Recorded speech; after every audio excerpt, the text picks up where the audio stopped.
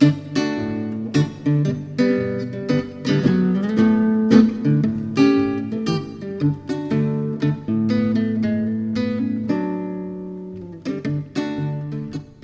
to All Right in Sin City, a podcast about writers and writing in the Windsor-Detroit region. Your podcasters today are Irene Moore Davis, author, educator, and local historian. Kim Conklin, Windsor-based writer and filmmaker. And me, Sarah Jarvis, former bookseller, publishing rep, and literary festival chair.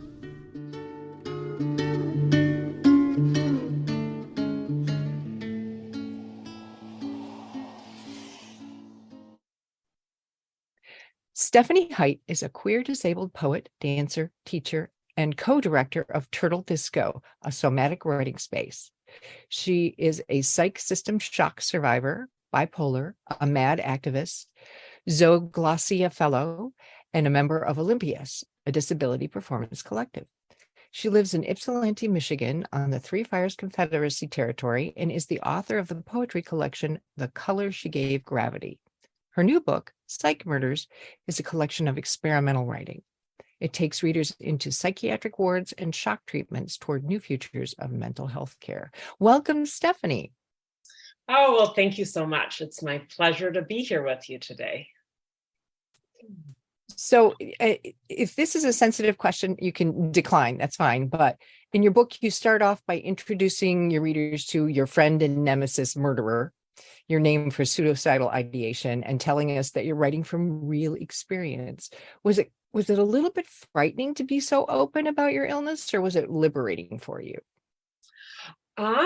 Well, for me, throughout my life, I've been quite open about, I identify as living with mental health difference. I identify as bipolar.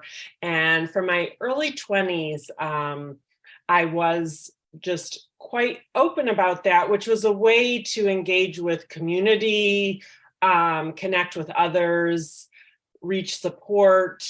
And I'm also saying that as a white cis woman, also queer and disabled, but there is a certain amount of privilege in being open about mental health difference. For some people, that could mean due to stigma and ableism, it could mean, trouble at your job or trouble at school or whatnot. So, but definitely in writing Psych Murders, I had just a lot of nervousness in the lead up to the book coming out, because it is that thing of, for me, it's such, it feels like it's putting, being naked in some ways, just really being honest and vulnerable with my experiences and not knowing how that was going to be received. So there was nervousness about that. At the same time, though, the experience of having the book in the world has surprised me. At first, when, and with the pandemic, I just was making a couple events when the book first came out, partly because I didn't know how I would feel, what the emotional toll would be in reading from it and sharing from it. And what surprised me is that somehow having these experiences on the page, in a book, in this container that has its own life now outside of me, just has been really a liberatory experience. I mean, it just, it's opened up spaces within me, and the feedback from readers and everything has just been really validating that the book is out there in the world and it is having its own life, that there's something nice about not having control over it anymore, not, finessing the sentences, finessing the shapes of the pieces, and just now it gets to live out there. Oh, wow. Well, speaking of the shapes of the pieces, the first section is a series of pieces addressed to murderer, and they seem to be written with little hope. Were those written early in your illness or collected from points throughout your recovery, or did you draw on something else for that? Yeah, so the murderer character, which, as you've mentioned, personifies suicidal ideation throughout the piece, that character wasn't wasn't present when I first started working on this. And, as far as illness, recovery, for me, being bipolar is a way of being. It's part of how I show up in the world, and is often shifting and changing. So, so that's something that's what I hoped with Psych Murders, that it's not kind of this overcoming narrative of at the end, I'm all better or something. For me, it's part of my sensitivity in the world, and it's just part of ebbs and flows in just bipolar waves that are part of my being. But the murderer, I was actually writing, and he first showed up just in a free write. And this was probably a year into working on the poems in the piece. And I was like, I was like, this is interesting. And so then I started leaning into that character more, and really leaning into personifying and amplifying him. In the piece, there are pieces, he's sitting in a lazy boy. It's kind of this enmeshed relationship. And it gave me a really way into explaining and letting people who might not have any experience with suicidal ideation, trying to give them a window into what that experience might feel like, acknowledging that for everyone, that can be different. So that piece, The Murderer, it's interesting. Sarah, you asking about when in the process did that come in? Because the placement of that particular piece changed in the final revisions. So initially, the book started with Waiting Bay, which is a series looking at my experience of electroconvulsive therapy or shock treatment.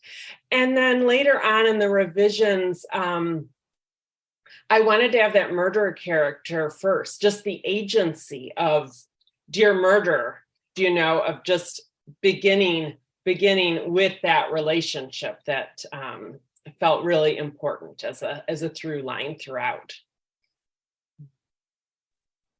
Well, you've touched a little bit on the next thing we want to talk about, the waiting bay and that experience of the electroshock therapy. I mean, you are very vulnerable in this. You show us the physical effects, the fear it produces, the ambivalence, or maybe even occasionally anger toward the procedure and the doctors, and kind of your uncertainty about it all. What were you trying to share with the reader about that course of treatment? And how do you feel about it now that you're not taking that treatment anymore? So one main thing I wanted to show the reader is that shock treatment happens, that it happens in the US every day at a hospital near you. I realize, different countries have different relationships with this treatment, but certainly in the US, it's a very common treatment. It's the one that makes hospitals and psychiatric units the most money as well. And so I also just wanted to share the inside of the experience, also the power dynamics of, I mentioned about Dear Murderer having this agency of writing this letter, whereas, in that treatment, I was put under anesthesia, and a seizure is induced, and there's, a recovery period, and it happens at first about 3 times a week.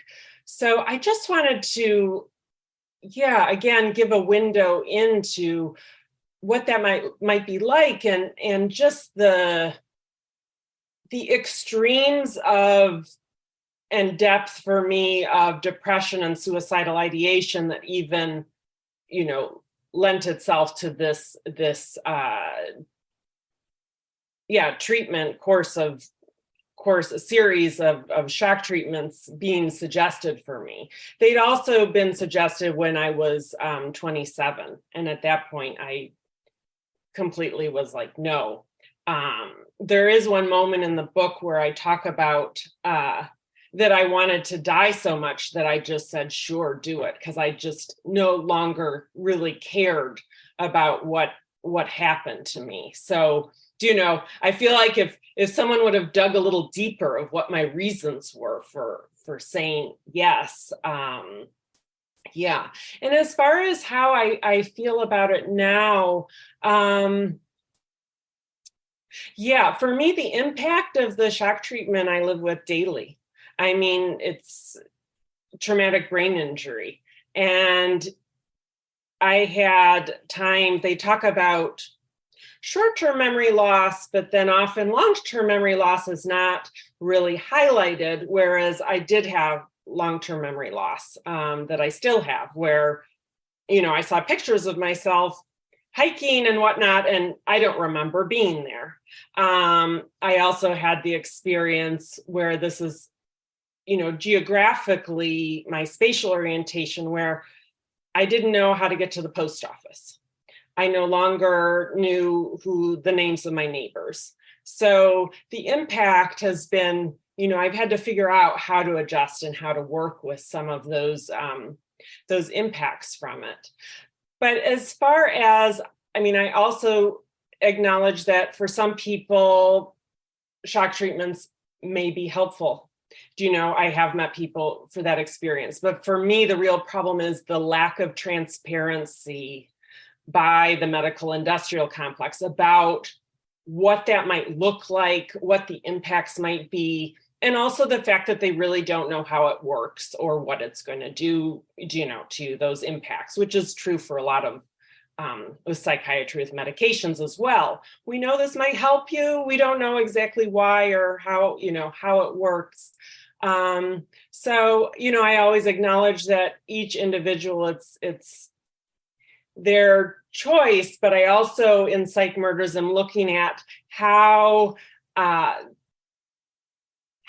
being in this very vulnerable state, how choice can get very blurry about what are my options here. And being inside of, a lot of multiple psych hospitalizations, the choices get limited to what's in those walls.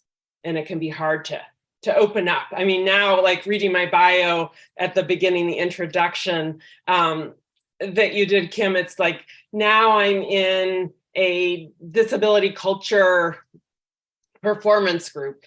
My life has opened up to disability culture and community and just people celebrating and acknowledging all of the challenges as well with living as a disabled person, and also the connections and the beauty that lies within that community as well. So I want to acknowledge that that's really been an important part for me of Psych Murders coming into the world. Yeah, and in some pieces you write from striking points of view, such as the shock machine and your nemesis, murder, and they create a very different type of tone. So what inspired those pieces? What kind of response do you think that you might be seeking from the reader, or are you seeking a response?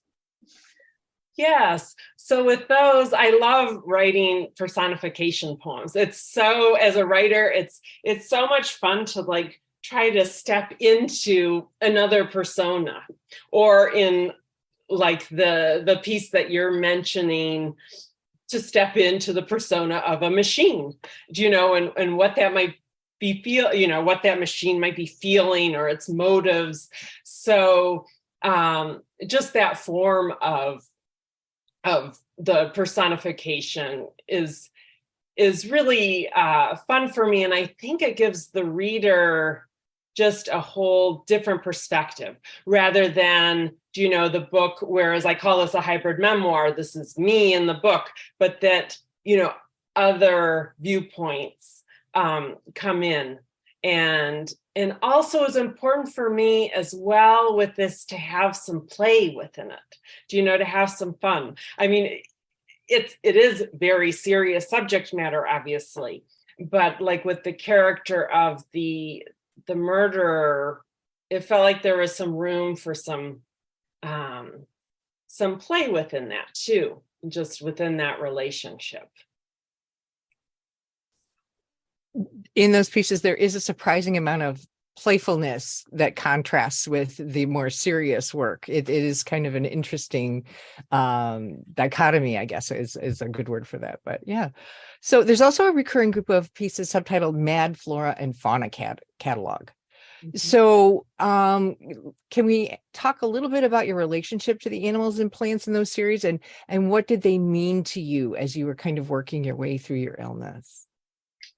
Yes. So the Mad Flora and Fauna catalog actually originated as part of a collaboration in a way. There's another writer, Ellen Redbird, who was writing a disability piece, and she sent around a questionnaire.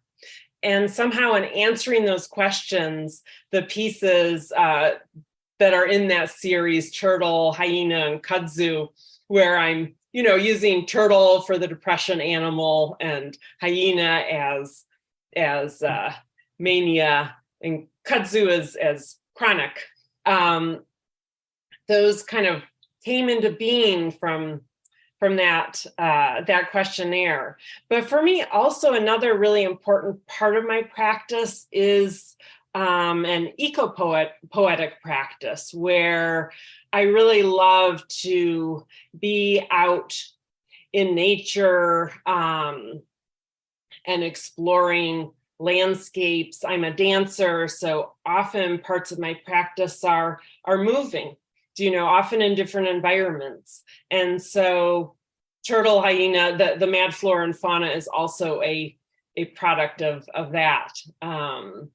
A lot of Psych Murders was written inside of a movement practice that I lead called contemplative dance and writing practice, where there's meditation and there's improvisation as well as writing. So for me, it's very generative and nurturing to have movement as part of the writing, and also being in different landscapes. And movement was especially important just because of the, for me, charged content of Psych Murders, just to have that, to have that as a touch point. That's a wonderful, unconventional way of coming into writing. I love that thought. And at times you also appear to question conventional thinking in pieces such as The Classifieds, Bipolar Girls on a Manic High, Are My Addiction, and The Murder Defense. Can you tell us a little bit more about what inspired those pieces and how they work in the book and your work? Definitely. Yes. So with the Classifieds piece, that originated, actually, I was at a conference, and I'm just seeing my note on it so I get the name correctly. But I was at a conference it was on sexuality and disability in Ohio, and I was listening to a paper being given about bipolar, and as well as like the hypersexualization, and there being specific classified ads like looking for people in this case, particularly women that were in a manic state. So listening to that lecture was actually the inspiration for writing that Classifieds piece, which again, similar to the personification poems, just felt like it had a lot of energy. It had a specific container. I like working with pieces that have a certain shape. In some ways, as throughout the book, the shock treatment series that has specific shapes and locations on the page, that in this book really was helpful in the form, and as well as for the murderer nemesis, when he showed up, I played with all different ways of addressing him through letters. There's a sonnet to the murderer as well, and then also some pieces where he's speaking. It's his piece, almost like a letter to me. So that was just fun to play with, just again, those different viewpoints to give the reader different entrances. That was another important part with this book of how can the reader enter, and how can they exit if they need to? How does that work both on the page and through the content and through the form? And one of the running themes, of course, is frustration. It's a very frustrating experience to go through this period in your illness. And, obviously there were times the doctors didn't know what to do. They'd throw a pill at it, and others who felt depersonalized. But a really touching moment is when a nurse reaches out and holds your hand out of kindness. Looking back on that whole experience now, what recommendations would you make to help improve care for patients like you that are going through something like that? Mm-hmm. Yes. And that moment I still remember. It was so striking in the absence of any kind of touch that wasn't utilitarian. The blood pressure read, the thermometer. That was just a really just moment of connection, of her holding my hand. And that is, I believe, for mental health care, that's exactly what is needed, is connection, is community. Not this focus on, oh, here's an individual who's sick, how do we fix them? And also the discomfort around, here's this mad person, like we need to put them outside of community. So for me, my hope, partly in writing this book, is to share what the status quo, what care is like right now for many people. And I think we really need a whole new paradigm of care that embraces not just focusing on the individual, but community, and also all the different factors that can cause people to need care, as far as discrimination that happens, people that don't have housing, people who don't have basic needs met, who don't have food, workplace, just having those societal, problems be acknowledged, that those are also factors that contribute. And right now, really the focus is kind of a very narrow view into you're depressed or you're suicidal, we need to fix you. When really it's like, no, we all need to work together, not to necessarily, fix. There's also this thing of some of these reactions are really normal, make sense reactions to circumstances that are so difficult. And I think COVID and the pandemic has kind of ripped away whatever veils were on the mental health system to show how much more is needed. So yeah, connection is such, and for some people that might not be with other people. It might be with the walk that you go on, or an animal, or something different. But I really think instead of trying to fix the medical industrial complex that we have, like that there really needs to be something new. And I don't know what that is. And I think it's not for an individual person to come up with. It needs to be a collective. How do we have collective care in our communities to really embrace people that, might need extra support? That is so true. So true. What are you working on now? Are you writing anything new or going in a different direction? Yes. So, partly I worked on another manuscript the whole time I was working on Psych Murders, which in a way for me, that was a release valve. So with Psych Murders, it's, as we've talked about, really what a focus on interiority of experience. So I also have a manuscript called Every Horizon Turns Liquid. And in that's a space where, I'm walking and moving along the shorelines of Lake Michigan, looking at the changing water levels. That's a more eco-poetic exploration. So I'm continuing to work on that. And I also have a newer project that, just as an umbrella title, I'm calling it a series around my ghost sister. So that's looking at and working with hauntings and a sister that's older than me that was stillborn, who was named Stephanie as well.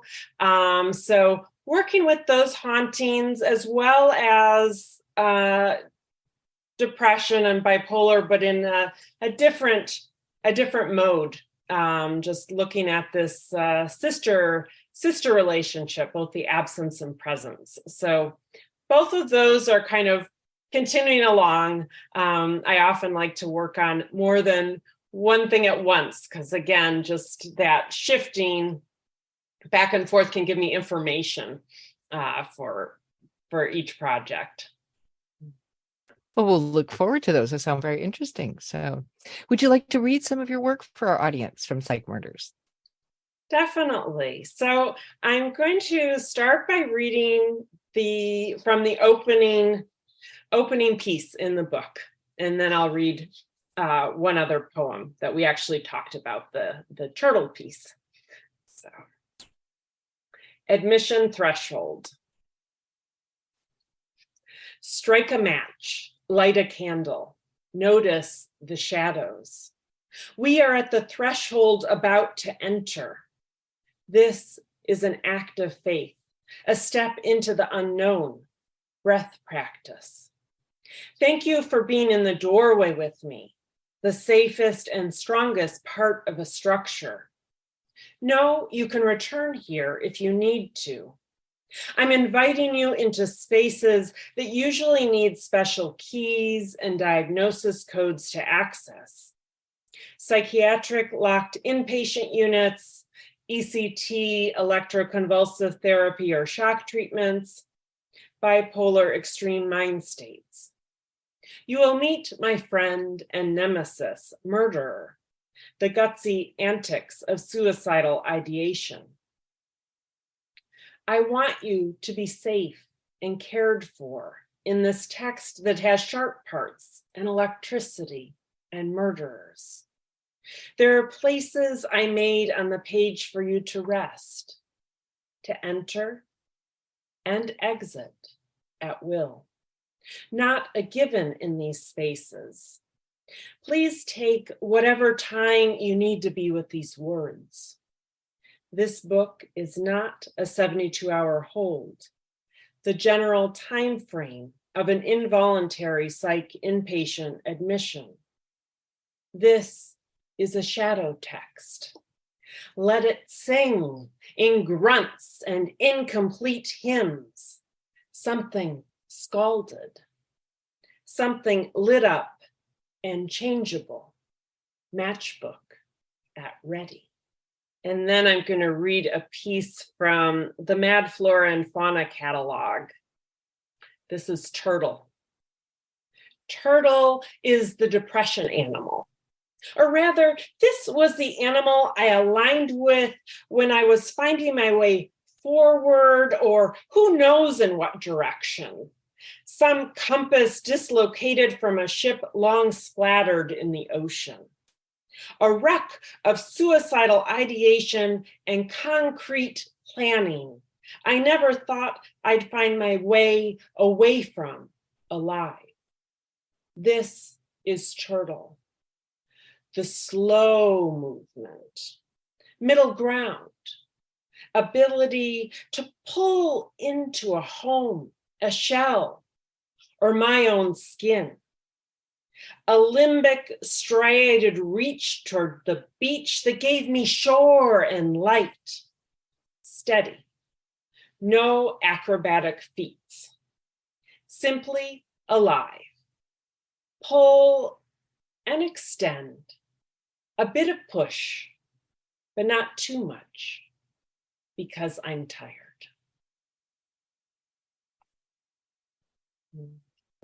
Stephanie Heit, thank you so much for joining us today to talk about your powerful book, Psych Murders. Well, Kim and Sarah, it's really been a pleasure to spend this time with you. Thank you. Thank you so much, and for your beautiful questions. Thanks for joining us.